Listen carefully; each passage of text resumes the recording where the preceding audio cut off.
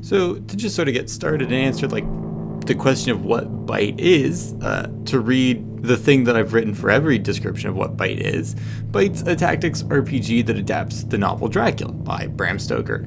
It specifically focuses on themes of queerness and technology, and in it you play as Jonathan Harker, Dracula's real estate agent, as you complete work tasks like exploring the castle, speaking with its inhabitants, and hacking into computers.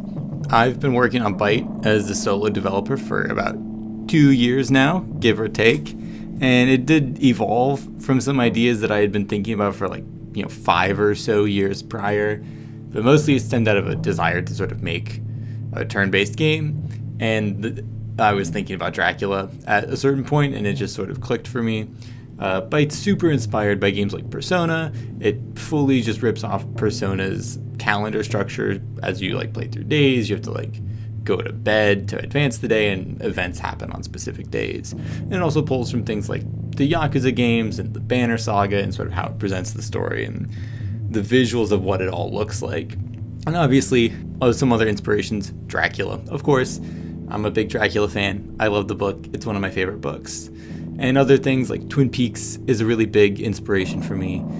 I really love everything about Twin Peaks, and I'm from the Northwest, and I've set BYTE in the Northwest, so it's a huge reference for how I display Pacific Northwest stories in the game. So what happens in BYTE? Well, as I mentioned, BYTE, it's the plot of Dracula. You are Jonathan Harker, and you move to Dracula's castle to help him buy a bunch of land. And I set it in Oregon because I'm from Oregon, and I thought it was fun to sort of change the setting up. And BYTE takes place in the late 20th century, so instead of, writing a bunch of letters and whatnot and sending telegrams, Jonathan's sending emails and faxes and using the phone and whatnot. Dracula's all about technology and how that affects sort of the horror aspect of it. I really wanted to explore how Dracula as a story adapts to a new technological revolution, one that's still happening today and one that we're seeing the effects of as we live in the world.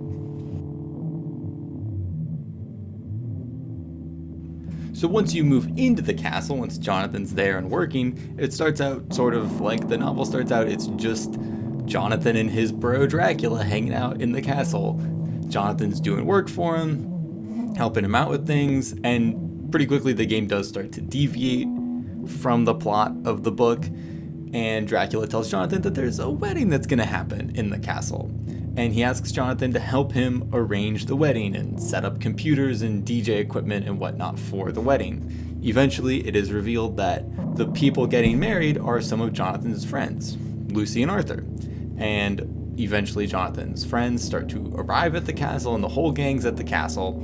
I did all this because I didn't want to make, an entire city for the player to explore, because that would be a lot of work and time. I just wanted to keep it contained to the castle. So I had to move all the plot of the game into the castle and make sure that it's all stuck there. So I'm making this devlog now versus, 2 years ago when I started, because I just hit a pretty big milestone with BYTE that I'm very excited about. But to sort of explain where BYTE was a few months ago before I hit this deadline, I had a demo that's online, you can play, I will link it, that took the player through about the first 6 weeks of the game. It started when the game starts in early May. I've since moved that date, but it started in early May and went through about 5 or 6 weeks as you start working and your friends start arriving, and it ends on the wedding scene, which happens in early June. I think June 8th was the exact day. And really, it was mostly like a sort of system complete feature of BYTE. It had all the narrative stuff, or at least the core narrative stuff. It had all the graphical stuff that I wanted. All the combat systems were working, some general open world exploration stuff. It's really meant to just be a showcase of the systems of BYTE and prove that they work and give you a good sense of how the game is played and what it's like. As for what just happened with BYTE though, I just hit what is essentially a narrative content complete state, or at least a first draft of a narrative content complete state. I started by moving the start day of the game up to July 1st to cut 2 months out of the game. It was originally going to go May 1st-ish to the end of October. Now it's just July 1st to the end of October. Shortens it up, makes it easier for me to really keep everything very dense and nice. And from there, I just got all the plot in from around the start of August out through the end of October. Everything is, at least in some form, now in the game, except for the final fight scene and like the final battle and all that stuff. I was gonna do that, and then I reached a point where I just decided that I wanted to start improving and iterating on things before I actually put that in, because obviously that needs to be the best part of the game even. So I should wait until I can really confirm that I have the systems in place to make it such. But, playable start to finish now, it's around 7.5 hours. The majority of this content addition happened over the summer, but there was a very heavy push for it in the last month. I was working sort of nonstop on it. I've decided that I wanted this done before Metaphor ReFantasio comes out, which I got done. I'm playing the demo now, just in time. Just got it through. So what's next for BYTE? What are these things that I want to improve before I get to the final scene? And what is going to really make the game better than what it's at right now? The main thing to improve is that the combat sort of sucks at the moment. So the combat is this hacking minigame essentially, where you're trying to accomplish tasks in what is meant to be a computer interface, but really looks more like a gothic medieval combat arena. And I need to sort of do a complete overhaul on this. First, I want to restructure sort of the way that the arenas are generated, because right now it's very procedural. It just generates a grid, and I want to instead change that to designed grids that I get to lay out manually, and they can like exist in more complex shapes and exist in scenes that are more interesting to look at and move around. It'll help make navigation more interesting in the combat. It'll help create more interesting strategies. It'll help make enemies, I think, behave more uniquely. In general, we'll just make the combat better.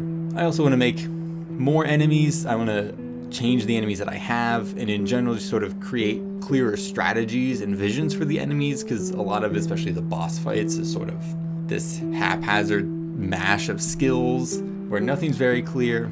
Right now, especially the boss fights, they just sort of act using these pretty incoherent and not very cohesive skill sets that make it really hard to actually plan around and like strategize around. I want to make sure that all of my enemies, and especially my bosses, have clear strategies, because the combat really functions more like puzzles than it does actual combat.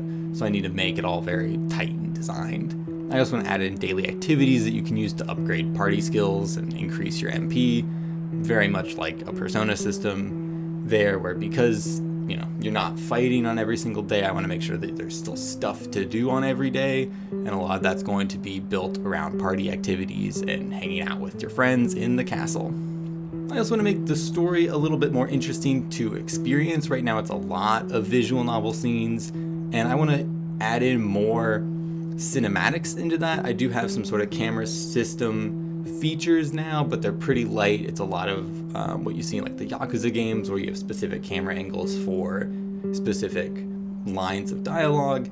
But I want to create a more like robust cutscene system as well, so that way the bigger moments can feel significant and sort of structured in a different way. And I also want to add in more to the story, like in the middle of it, because the morning scenes are not all very fleshed out and interesting, and I want to make every day feel significant in its own little way. So I'm going to do that by just sort of injecting more little sub-stories and more little side plots into the morning scenes that can make everything feel a little bit more cohesive and a little bit more sort of dense with events. And lastly, I do want to add in, similar to hanging out with your party members, I want to add in plot lines for them, so that way as you hang out with them, you learn about them and they can grow and you guys can bond, and I can add in sort of things to make you more interested in the party members and want to, use all of the different party members in battle. That's my big sort of announcement update for BYTE. I'm going to get started on all this very soon. In fact, I've already gotten started on it. The combat arena stuff I've already almost completed, actually. I work fast. So, don't forget to subscribe to stay up to date with BYTE information. You can also follow BYTE on Twitter. It's at BYTE Horror. That'll be where the most up-to-date information will be. But most importantly, wishlist BYTE on Steam. If you feel compelled, that is the best thing you can do for BYTE, and I would really appreciate it. If you're curious about BYTE, I do have other devlogs that I've written over the past couple years. You can read those on my website. I'll link them. It's not all very interesting. A lot of it is sort of non-specific, but there is actually some interesting technical stuff that I've written about with BYTE before. But in general, thanks for checking out BYTE, and wishlist to stay up to date with it.